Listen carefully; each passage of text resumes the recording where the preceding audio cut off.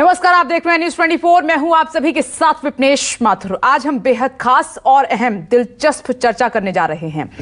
मौसम भले ही सर्द हो, लेकिन उत्तराखंड का चुनावी पारा बेहद गर्म हो चुका है। देवभूमि उत्तराखंड में दो विपक्षी पार्टियां हैं, आप जानते हैं। एक तरफ है बीजेपी तो दूसरी तरफ है कांग्रेस।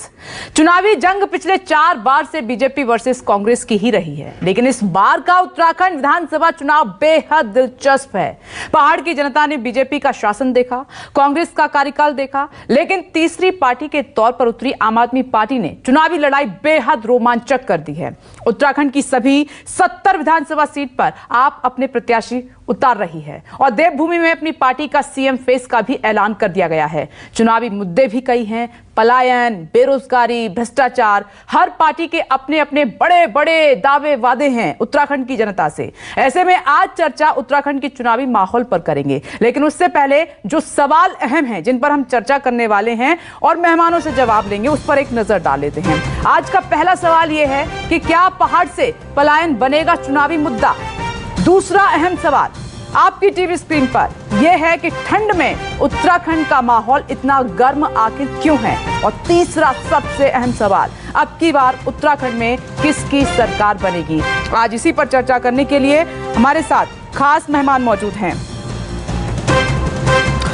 प्रदीप टमटा जी मौजूद हैं, कांग्रेस राज्यसभा एमपी हैं। सर, स्वागत है आपका इस चर्चा में। साथ ही दिनेश मोहनिया जी भी जुड़ गए हैं, आम आदमी पार्टी के उत्तराखंड प्रभारी हैं। आपका भी बहुत बहुत स्वागत है। प्रदीप जी, चर्चा की शुरुआत मैं आपसे कर रही हूं।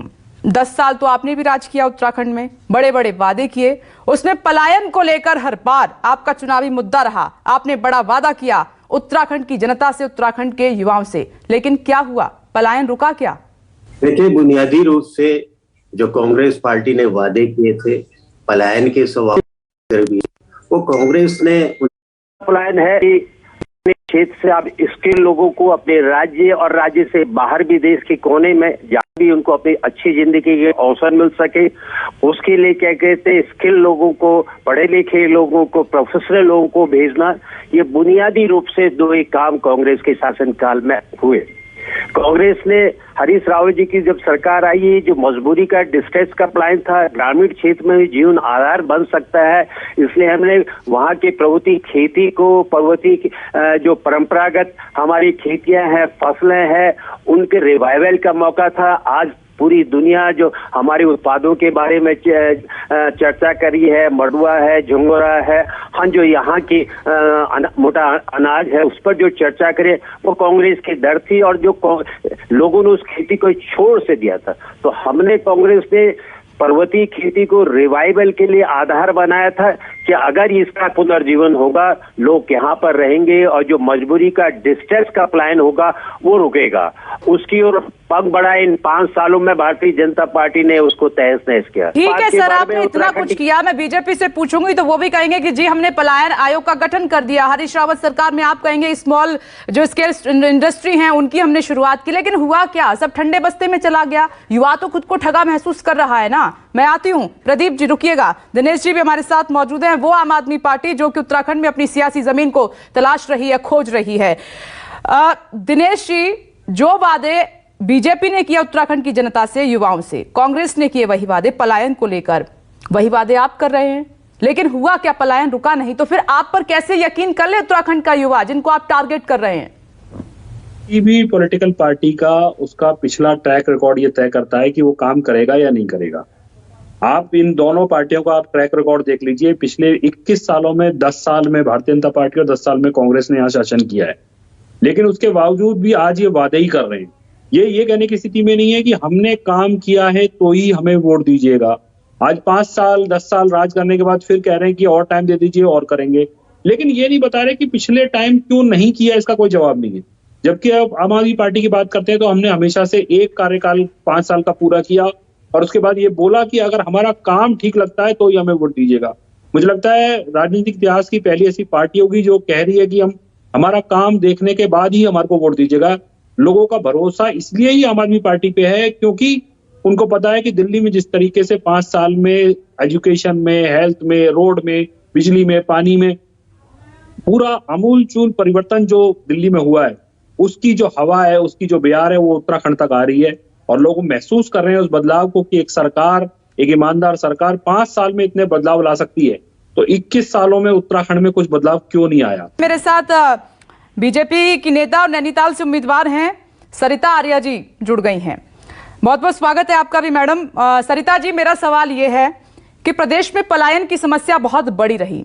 आपने दोनों बार इसको बड़ा मुद्दा बनाया, भुनाया भी, वोट बैंक भी लिया, लेकिन पलायन रुका नहीं। और आज तो प्रदेश की जनता, युवा ये बोल रहा है कि जब नेता खुद पलायन कर रहे हैं तो हमारी समस्या कैसे दूर करेंगे?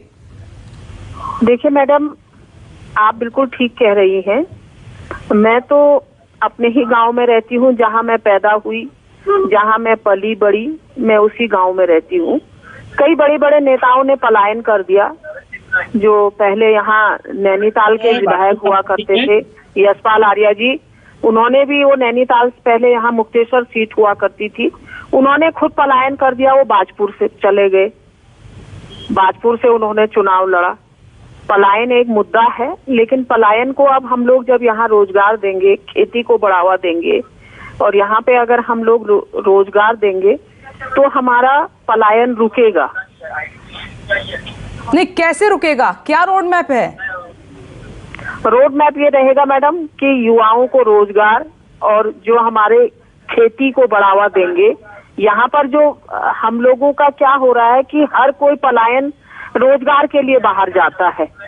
रोजगार हमें यहाँ पे देना पड़ेगा, सहायता समूह को बढ़ाना पड़ेगा, महिला सहायता समूह को हमें बढ़ावा देना पड़ेगा, खेती को बढ़ावा देना पड़ेगा।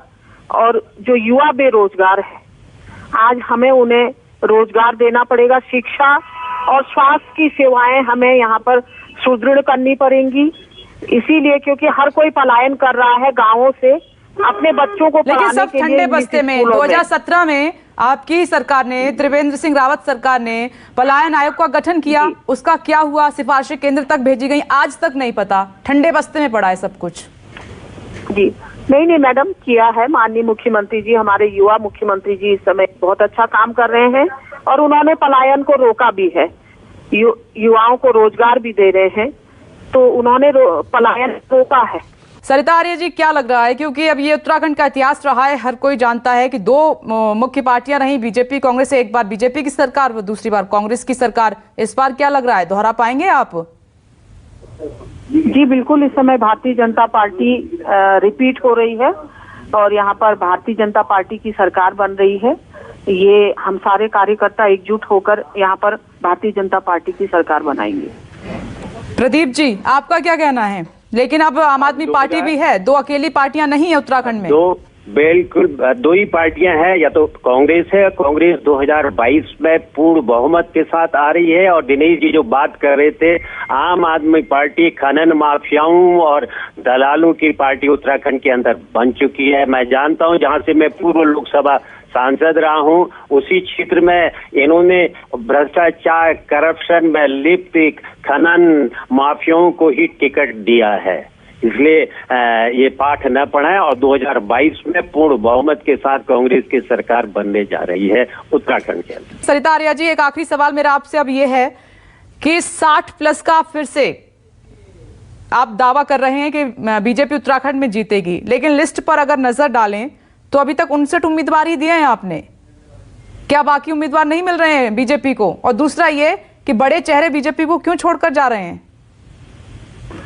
उम्मीदवार हैं, लेकिन आप ये देखिए ना कि कांग्रेस ने इतने दिन लगा दिए अपने कार्यकर्ताओं की लिस्ट तैयार होने में, कितनी उठापटक रही, कितना क्या रहा। चलिए, संपर्क उनसे टूट गया है सरिता आर्या से, लेकिन अपनी अपनी जीत का हर कोई दल कर रहा है। लेकिन उत्तराखंड की लड़ाई इस बार फिर से इतनी दिलचस्प कभी आपने नहीं देखी होगी जो 2022 में आप देखेंगे, क्योंकि अब दो पार्टियां नहीं है, आम आदमी पार्टी भी है जो सभी 70 विधानसभा सीटों पर लड़ रही है। पलायन का मुद्दा, रोजगार का मुद्दा, शिक्षा का मुद्दा, इन सब पर वादे किए जा रहे हैं, लेकिन अब उत्तराखंड की जनता को तय करना है कि उनके लिए ठीक कौन रहेगा। आप सभी का बहुत बहुत शुक्रिया। चर्चा को यहीं विराम देना होगा। नमस्कार, मैं हूं मानक गुप्ता। अगर आपको हमारा ये वीडियो पसंद आया हो तो इसे लाइक और शेयर जरूर करें, और हां, हमें सब्सक्राइब और फॉलो करना ना भूलें ताकि आप देश और दुनिया की कोई खबर मिस ना करें। तो जुड़े रहिए हमारे साथ और देखते रहिए न्यूज़ 24।